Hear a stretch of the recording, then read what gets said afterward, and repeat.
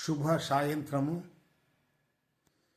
బూచిపల్లె పుల్లారెడ్డి ఈరోజు చెప్పుడు మాటలు ఎవరు వినకూడదు అనే విషయాన్ని చెప్తున్నాడు.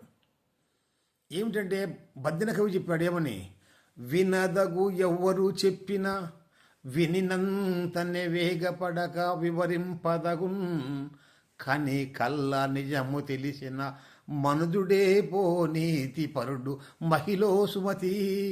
కాబట్టి ఎవరు చెప్పినా వినండి, కానీ దానిలో కానీ కల్లా నిజము, ఏది అబద్ధము ఏది నిజము తెలుసుకొని మనం మసలుకోవాలి. అంతేగాని చెప్పిన వాటిలన్నీ నిజమని నమ్మకూడదు. మనం అలా నమ్మితే మనము పతనమే. మీకు ఉదాహరణ రామాయణంలో ఉన్నటువంటి కైకేయి విషయమే మీకు తెలుసు. మందర చెప్పిన మాటలను విని తన భర్తనే కోల్పోయింది. కాబట్టి మనము కూడా ఎవరు చెప్పినా విన్నాం, కానీ ఆలోచించాలి. మనకు తెలివింది కదా, ఆలోచించాలి. ఎవరు ఇతర నిజం చెప్తున్నాడా అబద్ధం చేస్తున్నాడా, మన మేలు కోరి చెప్తున్నాడా మన నాశనాన్ని చెప్తున్నాడా అనేది గమనించండి. అలా గమనిస్తే మీరు మీ జీవితంలో ఎలాంటి కష్టాలు నష్టాలు రావు. ముందుగా చెప్తున్నానమ్మా, ఆడవాళ్ళకి ఎక్కువ ఇది. మగవాళ్ళు పెద్దగా ఉంటారు, తక్కువ ఉంటారు, కానీ ఆడవాళ్ళు ఎక్కువ.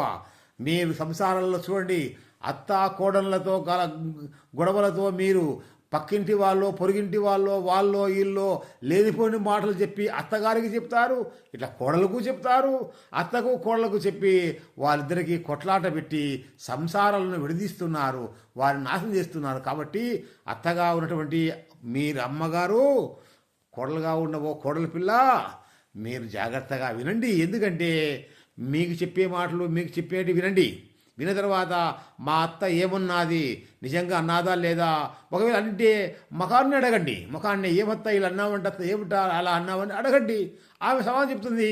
అలాగనే మా కోడలు ఇలా చేస్తుంది, అలా చేస్తుంది, ఇలా ఖర్చు చేస్తుంది, సంసారం నాశనం చేస్తుంది అని వేరే వాళ్ళకి చెప్తే, అత్త నువ్వు నమ్మాకు, నీ కోడలు పిలిచి అడుగు, ఏమమ్మా దుబారు చేస్తున్నావంట, సంసారాలను ఇట్లా చేస్తుంటే ఎట్లమ్మా అని నువ్వు చెప్పు, కావాల్సింటే పురుషపెట్టుకొని చెప్తే ఆమె కూడా వింటుంది. అంతేగాని ఎవరూ చెప్పిన మాటలు విని కోడల మీద అభాండాలు వేసి ఆమెను మానసికంగా దెబ్బతీయకూడదు.